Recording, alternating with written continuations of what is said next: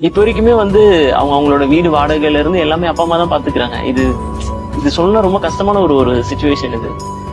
நம்மள எதுக்காக பெத்தாங்க அவங்க அப்படின்ற நான் நிறைய யோசிப்பேன் நானு.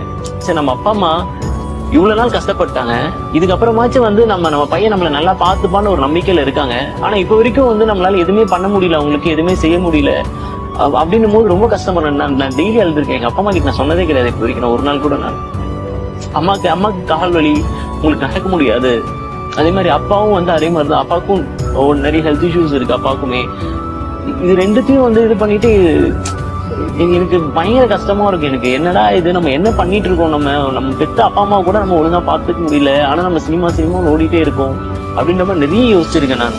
அப்பா கேட்பாங்க, பாரு அந்த பையன் பாரு, கூட படிச்ச பசங்க எல்லாம் நல்லா வேலை செய்யறானுங்க, வெளிநாட்டுக்கு எல்லாம் போறாங்க, நீ ஏன் அதெல்லாம் பண்ணலாம் இல்ல, நீ எங்களால முடியலடா, எங்களுக்கு கஷ்டமா இருக்கு, எங்களால இதுக்கப்புறமா எங்களால வேலை செய்ய முடியல அப்படின்ற மாதிரி எல்லாம் நிறைய அவங்க சொல்லி நிறைய அழுதுருக்காங்க. பட் நான் அவங்க முன்னாடி எதுவுமே நான் காட்டினதே கிடையாது இப்ப வரைக்கும். நான்